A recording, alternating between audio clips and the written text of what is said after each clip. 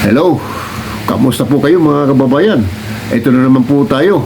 Pag-usapan natin uli itong usapin ni Kibuloy na grabe na, sukdula na itong ginagawa ni Kibuloy ngayon. At unti-unti nang lumalabas yung kanyang mga karumal-dumal na ginagawa laban po sa mga kababaihan na minor de edad dyan po sa kanyang compound sa Davao City. Kamakailan lamang po, kahapon mismo ay nagsalita si Police Colonel Jane Fajardo tungkol po sa nangyayari sa mga ginagawa ni Kibuloy. At ngayon, mayroon pang isa. Itong Chief of Police, mataas na police dyan po, dyan sa Davao City. Ito ay Chief of Police sa Davao City, si Colonel Marangtan.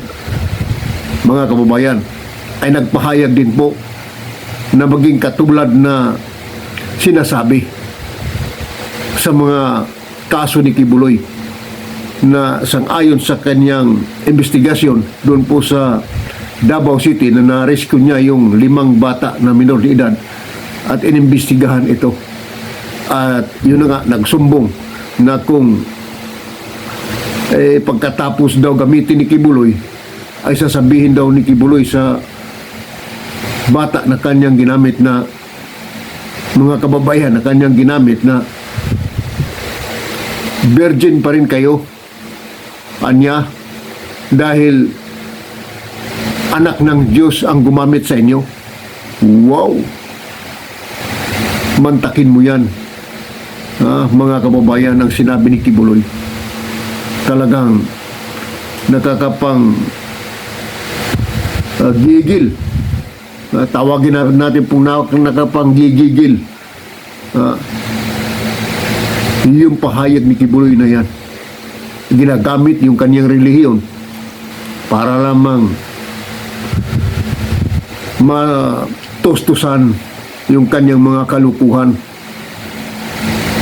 At ang mga biktima nito ay mga kabataang babae na minor de edad.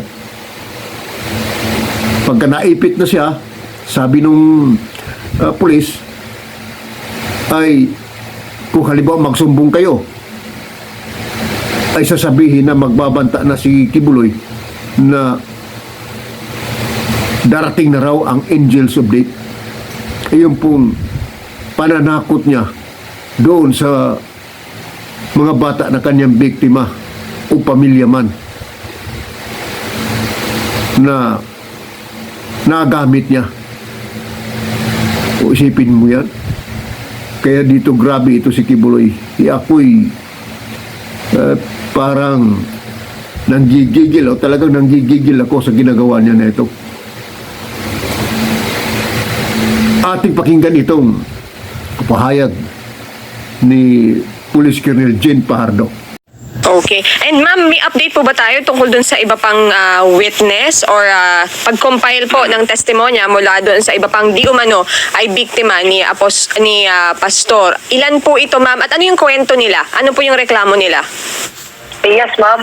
Nagsimula na po tayo dun sa documentation dahil dun sa mga initially na na-interview po ng Davao City Police Office kung saan inilahad po nila yung kanilang karanasan kay di umano kay Pastor Kibuloy ay yung iba po ay apprehensive pa po, ma'am Victoria, dahil we understand dahil sa kanila ay sa ilang taon na sila ay di umano ay ginamit ay talagang na-instill yung takot sa kanilang isipan. At imagine, mga bata ito, nagsimula 12, 13 years old na sila ay sinimulang gamitin di umano ni Pastor Kibuloy at yung kanilang mga magulang ay mga miyembro pa rin ng KOJC, nandun pa sa loob. So talagang merong takot dito sa isipan ng mga bata, but I understand meron talagang desidido na isulat o i-reduce into sworn statement yung kanilang mga inilahad. At yan po yung ating pinagtutulungan ngayon without giving too much details po. At I've seen some names, subalit talagang nandoon yung ibang mga biktima ay takot pa rin lumabas. Kaya panayang panawagan po natin sa kanila na huwag po silang matakot dahil kaya po silang proteksyonan ng gobyerno, lalong-lalo po ngayon na nasa kamay na po ng korte itong si Pastor Kibuloy at iba pa. Sana ito yung magbigay lang nakasaod sa kanila para lumabas at magpahayag talaga nung ano talaga yung naging karanasan nila sa kamay di umano ni Pastor Kibuloy. So sabi niyo ma'am, yung iba pong bata o yung ibang biktima, yung mga magulang nila, nandun pa rin sa KOJC compound. So ibig pong sabihin, loyal pa rin kay Pastor itong mga magulang nila as compared to dun sa sa current stance nila dito kay Pastor Kibuloy? Base sa kwento nila ma'am, talagang bago ka dumaan dito, bago ka makakarating doon sa estado na ikaw ay miyembro na ng pastoral, doon sa inang siyangkin nila ay talagang they were indoctrinated, they were brainwashed, they were threatened of harm dito nga doon sa angels of death nila. So nandun pa talaga yung mga magulang, kaya very careful din po tayo magbigay ng iba pang mga detalye. Baka yung pagkakakilanlan nitong mga batang biktima po natin ay ma-compromise at tuluyang matakot na magsalita. Sa ngayon po ay nagka-undergo po sila ng counseling. Siyempre humingi din po tayo ng tulong doon sa mga eksperto dahil hindi basta-basta yung pinagdaanan ng mga bata na to, the way na ikinuwento nila yung kanilang karanasan ay talagang kikilabutan ka kapag pakikinggan mo yung kanilang mga kwento. Kaya naman kailangan natin ito i-reduce into writing para talagang makapagsampa tayo ng kaukulang kaso labang kay Pastor Kibuloy at iba pang mga sa tingin natin ay may kinalaman dito sa mga naging karanasan ng mga bata. Ma'am, baka may we know lang kung ilan po yung mga batang ito? Hindi pa tayo makapagbigay ma'am ng eksaktong numero kung ilan ba yung I understand sinabi sa akin mismo ni Colonel Marantan na at least 2 yung very willing na mag-execute ng kanilang mga sworn statement at yung iba pa ay sabi ko nga hanggang ngayon ay takot pa rin sila dahil yung kanilang mga magulang ay nasa loob pa. In fact, may mga binigay din silang mga pangalan na mga kasamahan nila at in fact, bago nung linggo ay talagang naka-ready na tayo na i-rescue itong mga sinasabi nilang mga kasamahan nilang biktima. Hindi lamang natuloyan dahil nung tuluyan na nga nating nahuli si Pastor nung nakaraang linggo. But tuloy-tuloy po itong efforts na ito at hindi na lamang po PNP ang magtatrabaho po dito dahil kailangan natin yung tulong nga po ng ibang ahensya po ng gobyerno, lalong-lalo pa ng DSWD para ma-rescue po natin yung ilang mga biktima po. So Colonel, yung mga magulang nito, mga biktima ito na sinasabing loyal pa rin sa KOJC possibly o possible na may maging pananagutan din sila kung sakaling ipupursue nito mga bata na ito yung kanilang reklamo. Tama po sir, dahil sabi ko nga po nung isang araw ay hindi ko po maintindihan na sariling opinion ko po ito. Hindi ko po maintindihan kung paano ng isang magulang ay nagagawa na pumikit at takpan yung mga nangyayari sa kanilang mga anak in the name of faith. Dahil hindi tama ito. Wala dapat magulang ang papayagan at pikit matang papayagan ng isang individual na gagamitin ang kanilang anak na para lamang sabihin na ang kanilang pinagsisilbihan ay isang anak ng Diyos. So, hindi dapat mangyari yun. Kung mapapatunayan natin at talagang ang mga ito ay nangyari po at nangyayari pa hanggang ngayon, ay napananagutan po ang magulang. Napanood ko yung press ko nyo nun, Colonel. Ramdam ko yung bigat yung buntong hininga sa kada pagpapadetalye nung salaysay nung mga lumapit na biktima. Mabigat ho, no? At talaga nakakakilabot.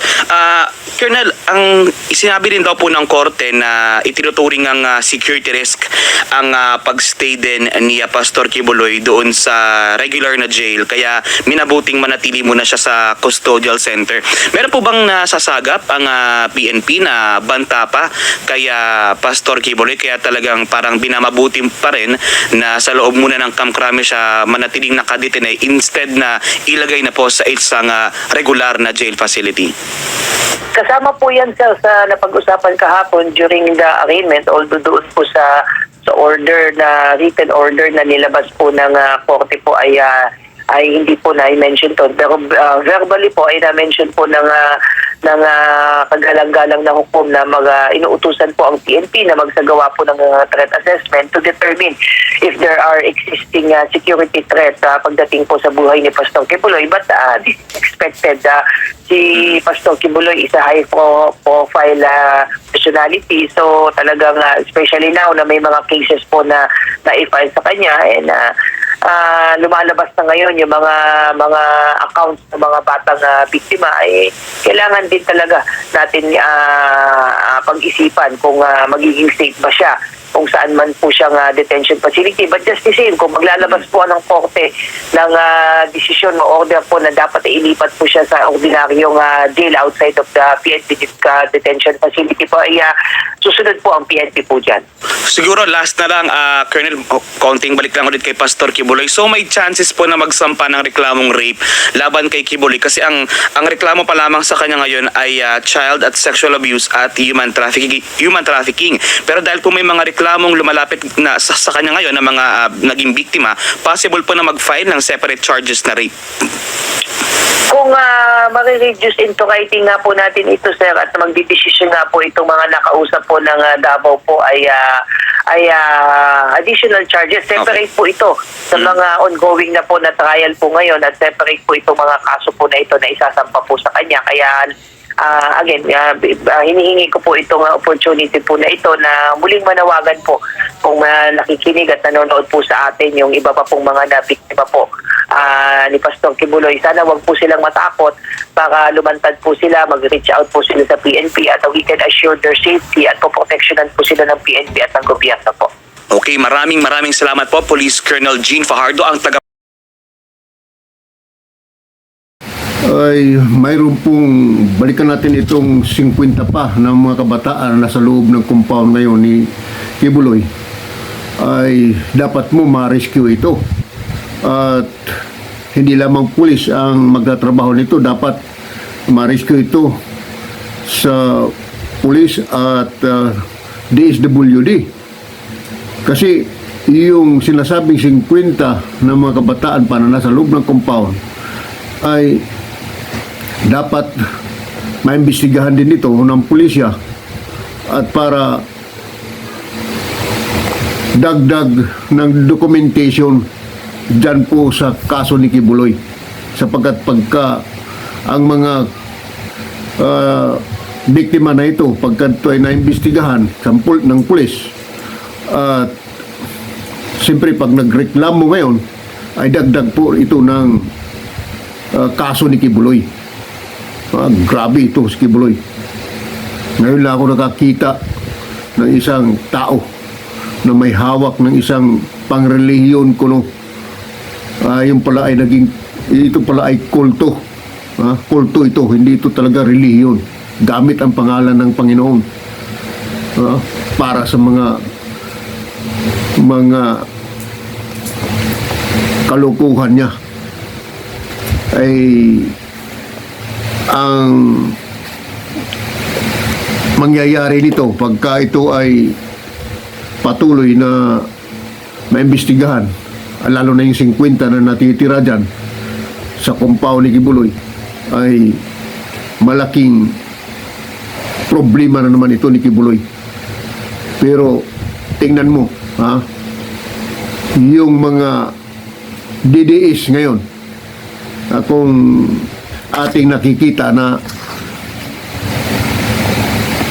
sa nangyari doon sa Pasig, sa arraignment kahapon sa Pasig, eh di siyempre tinanong ng judge kung guilty ba ito.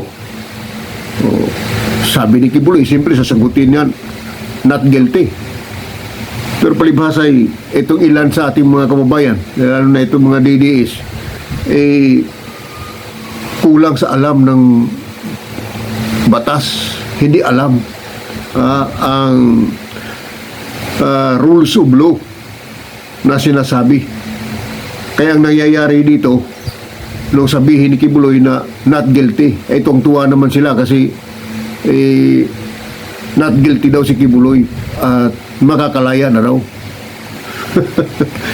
Mga kababayan, kaya dapat maalaman ng ating mga kababayan na ito pong pagsabing not guilty ni Kibuloy, ibig sabihin lalaban po siya ng asunto, ng kaso, ilalaban po.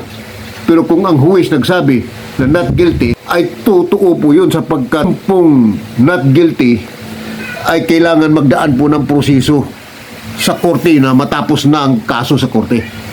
Yan po mga kababayan. So, yan po lang muna ang ating update sa ngayon. At huwag po kalimutan na i-like at subscribe po ninyo itong aking munting channel.